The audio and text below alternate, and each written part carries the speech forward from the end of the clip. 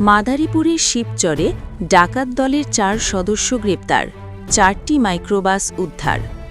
ওপি মুন্সি, মাদারীপুর প্রতিনিধি। মাদারীপুরের শিবচরের ডাকাত দলের ৪ সদস্যকে গ্রেপ্তার করেছে শিবচর থানা পুলিশ। এ সময় লুণ্ঠিত ৩টি মাইক্রোবাস ও একটি প্রাইভেট কার উদ্ধার করা হয়। বৃহস্পতিবার দুপুরে সংবাদ সম্মেলনের মাধ্যমে এ তথ্য জানিয়েছেন সহকারী police superintendent Shibchar circle Mohammad Salahuddin কাদের।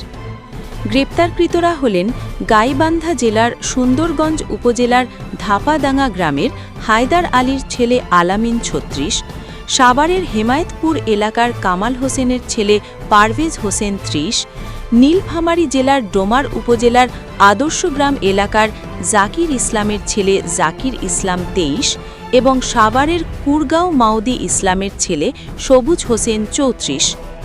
সংবাদ সম্মেলনে পুলিশ জানান, গত ২১ নভেম্বর রাতে রাজধানী ঢাকা থেকে মাইক্রোবাস মেরামত করে শিবচরের শেখপুরে নিজ বাড়িতে ফিরছিলেন মোহাম্মদ সোলেমান নামে এক ব্যবসায়ী। শিবচরে জাদুয়ারচর এলাকায় আসলে ডিবি পুলিশ পরিচয়ে পাশাপাশি ২টি মাইক্রোবাস দিয়ে সোলেমানের মাইক্রোবাসটি আটকানো হয় সোলেমানে। পরে গ্রেপ্তারের ভয় দেখিয়ে মাইক্রোবাস ছিনিয়ে নেয় ডাকাত দলের সদস্যরা। মারধর করে সোলেমানকে পাঁচচর এলাকায় ফেলে রেখে যায়। খবর পেয়ে ওই দিন রাতে ভুক্তভোগীকে উদ্ধার করে হাসপাতালে ভর্তি করে পুলিশ। এই ঘটনায় সোলেমান নিজে বাদী হয়ে শিবচর থানায় মামলা দায়ের করেন। পরে তথ্য প্রযুক্তির সাহায্যে কুমিল্লা, কক্সবাজার ও সাভার এলাকায় অভিযান চালিয়ে আলামিন, পারভেজ হোসেন, জাকির ইসলাম ও সবুজ হোসেনকে গ্রেপ্তার করে পুলিশ। এ সময় তাদের কাছ থেকে উদ্ধার করা হয় ৩টি মাইক্রোবাস ও একটি প্রাইভেট কার। জব্দ করা হয় ডাকাতির কাজে ব্যবহৃত একাধিক গাড়ির ভুয়ো নাম্বার প্লেট।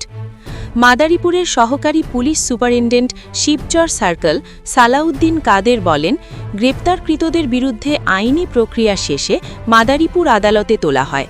পরে ৪ জনকেই কারাগারে পাঠানোর নির্দেশ দেন বিজ্ঞ বিচারক।